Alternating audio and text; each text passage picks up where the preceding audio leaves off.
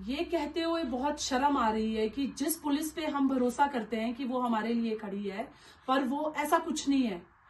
एक अवैध मस्जिद के लिए पुलिस वालों ने उल्टा हमारे ऊपर, हमारे एसएचओ साहब ने उल्टा हमारे ऊपर एफआईआर की है कि हम वहां पे कुछ गलत काम करने के लिए गए थे। जबकि हमने एसएचओ साहब को ये साफ कहा था, वीडियो में भी दिखाया है, कि जो अगर ये अवैध ढांचा है तो हमारी आम लोगों की भाषा में अवैध ढांचा का क्या मतलब होता है कि उसको डिमोलिश किया जाए। ठीक है, डिमोलिश करने में समय लगता है, हम समझते हैं। आप इसको सील तो कर सकते हैं। बार बार कुछ समुदाय के लोग वहां पे आते हैं, नमाज पढ़ते हैं, क्या ये सही है?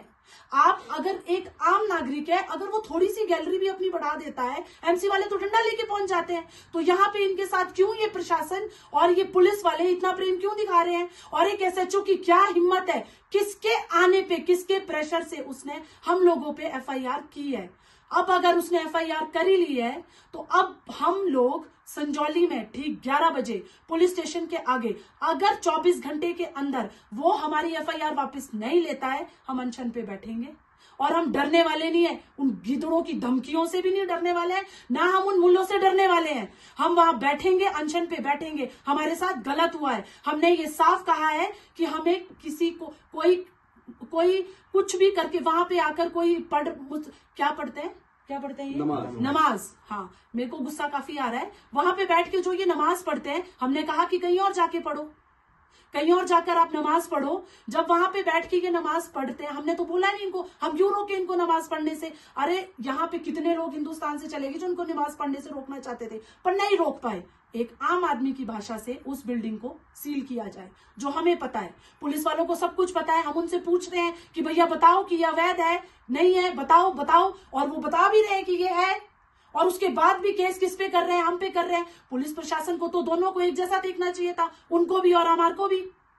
हम किसी और मस्जिद के आगे तो नहीं गए ना, हमने कहीं और जाकर तो नहीं बोला ना कि आप इनको नमाज क्यों पढ़ने दे रहे हैं। तो अब कल हम लोग ठीक 11 बजे पुलिस स्टेशन के आगे अनशन पर बैठेंगे। ना हम पुलिस से डरने वाले हैं, ना ही हम किसी और से, या तो फिर उस बिल्डिंग को सील कर दे। धन्यवाद। माननीय जिला न्यायालय ने जो संजौली की एक अवैध मस्जिद को लेकर निर्णय दिया, उस निर्णय के पश्चात हम लोग नगर निगम आयुक्त से मिले। हमने आयुक्त महोदय से मांग की कि चलिए, वक्फ बोर्ड को आदेश दिए हैं इस स्ट्रक्चर को तोड़ने के, कि जब तक वो वक्फ बोर्ड कार्रवाई नहीं करता, आप अपनी शक्तियों का इस्तेमाल करके उस अवैध मस्जिद का बिजली पानी तुरंत काट दीजिए। उसके पश्चात स्थानीय लोग उपायुक्त शिमला के पास गए और उनसे आग्रह किया, विधि पूर्वक ज्ञापन सौंपा, जो कि आर्टिकल 19 अभिव्यक्ति की आजादी के तहत अधिकार था लोगों का। वो ज्ञापन माननीय उपायुक्त महोदय को सौंपा वीरवार को, और उसमें मांग की कि जब यह स्ट्रक्चर माननीय जिला न्यायालय ने भी अवैध डिक्लेयर कर दिया है, तो इस अवैध जगह पर किसी भी प्रकार की कोई गतिविधि ना हो, नमाज भी अता ना की जाए। तो यह मांग स्थानीय लोगों ने उपायुक्त महोदय से की थी। अगर ऐसा नहीं होगा तो हम लोग अगले दिन उसको रोकेंगे। तो दूसरे दिन शुक्रवार आया, प्रशासन की ओर से उस जगह, अवैध जगह पर किसी भी प्रकार की गतिविधि को रोकने का प्रयास प्रशासन ने नहीं किया। हमारी कुछ स्थानीय बहनें आई, उन्होंने वहां पे जो मुस्लिम समाज के लोग आए उनसे आग्रह किया, कोई जोर जबर नहीं किया, आग्रह किया कि यह जगह जो है माननीय न्यायालय ने इलीगल डिक्लेयर की है, अवैध डिक्लेयर की है, इस जगह पे नमाज पढ़ना गलत होगा, और इस्लाम भी क्या कहता है कि अवैध जगह में नमाज नहीं पढ़ी जा सकती। तो यह जब हमारी वहां की स्थानीय बहनों ने कहा, तो वहां से मुस्लिम समाज के लोग, जो बाहरी लोग थे, देखिए विशेष तौर पे जो यहां के स्थानीय लोग थे, उस मस्जिद कमेटी के वो लोग वहां पर आए, परंतु पहले दिन दिल्ली बम ब्लास्ट जैसी घटना हुई, पूरे देश में यह संदेश था कि यह मस्जिदों से इस तरह की गतिविधियों को ऑपरेट किया जा रहा है, तो यहां के समाज का डर जायज था। परंतु जिला प्रशासन ने उसकी गंभीरता को नहीं समझा। जो हमारी बहनें और हमारे जो संघर्ष समिति के लोग वहां पर उन लोगों को समझाने का काम कर रहे थे, एसएचओ संजौली ने उन लोगों के खिलाफ एक अवैध एफआईआर दर्ज कर दी। यह मैं अवैध एफआईआर दर्ज करना इसलिए इस शब्द का इस्तेमाल कर रहा हूं कि एसएचओ को सो मोटो एफआईआर करने का अधिकार कब प्राप्त होता है? जब ऐसी स्थिति आ जाए कि कहीं गोलियां चल रही है, बहुत बड़ा दंगा फसाद हो रहा है, उस स्थिति में सीआरपीसी के तहत जो है वो पावर दी गई है कि वो सो मोटो ले, परंतु वहां पर सब कुछ शांतिपूर्वक था। सिर्फ एक जगह निजी जगह पे खड़े रह के अनुग्रह किया जा रहा था, परंतु पुलिस ने फिर भी एफआईआर दर्ज की। हमने पूछा पुलिस से कि क्या आपने अपने आला अधिकारियों के दबाव में या किसी नेता के दबाव में यह एफआईआर दर्ज की? हमने समय दिया था कि इस एफआईआर को वापस ले। अब जो प्रशासन का रवैया है, जो सरकार का रवैया है, प्रशासन यह साबित करना चाहता है कि न्यायालय ने आदेश दे दिया, हम फिर भी इसको इलीगल नहीं मानते। मैं ये बात इसलिए कह रहा हूं कि जब हम लोग शुक्रवार को वहां पर थे तो वहां पर जो पुलिस के आला अधिकारी आए वो इस तरीके से अपनी गर्दन को हिला रहे थे कि जैसे उन्हें पता ही नहीं है कि न्यायालय ने भी कोई आदेश दिया। हैरानी की बात है, क्या माननीय न्यायालय को हर एक पुलिस वाले के कान में जाके ये कहना था कि वहां पे आदेश किया गया है कोई इस प्रकार का? पुलिस प्रशासन और जो सरकार की ओर से जानबूझकर सनातन समाज को बदनाम करने के लिए, सनातन समाज की भावनाओं को आहत करने के लिए एफआईआर दर्ज की गई और जानबूझकर इस जगह पर जो अवैध गतिविधियों को नहीं रोका जा रहा है। हमने इसके लिए बड़ा संघर्ष किया, पूरे हिंदू समाज ने। आज मन आहत है कि एक अवैध तरीके से एफआईआर भी दर्ज कर दी गई और बातें, जायज बातें भी नहीं मानी जा रही है। अब झुकने का समय नहीं है, अब प्रशासन को एक भी मिनट का समय नहीं दिया जाएगा।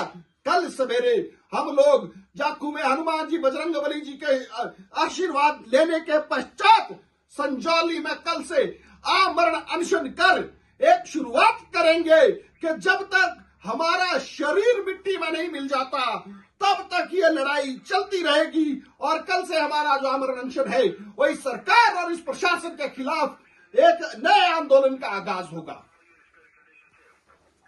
यदि सरकार जो ये झूठी एफआईआर सरकार ने की है, यदि इसको 24 घंटे के अंदर वापस नहीं लेती, साथ में जो अवैध मस्जिद है वहां पे आवाजाही कोर्ट के निर्णय के हिसाब से वहां पे बिजली पानी का कनेक्शन जब तक नहीं कटता तब तक आमरण अनशन जारी रहेगा, जब तक प्राण रहेंगे, ये हमें मालूम है। और मैं आपके साथ पूरे हिमाचल प्रदेश के सनातनी लोगों से भी निवेदन करूंगा कि हम रहे ना रहे, परंतु इस लड़ाई को आप आगे लेके जाना, क्योंकि जिस प्रकार से मानसिकता इन जिहादियोंपन की, जिस हिसाब की मानसिकता हिमाचल प्रदेश प्रशासन की, जिस प्रकार की मानसिकता हिमाचल सरकार की बन रही है, वो यहाँ की डेमोग्राफी चेंज करने की बन रही है। यहाँ पे सनातनियों को मारने की जो साजिश इन लोगों द्वारा की जा रही है, ये बहुत दिन दूर नहीं है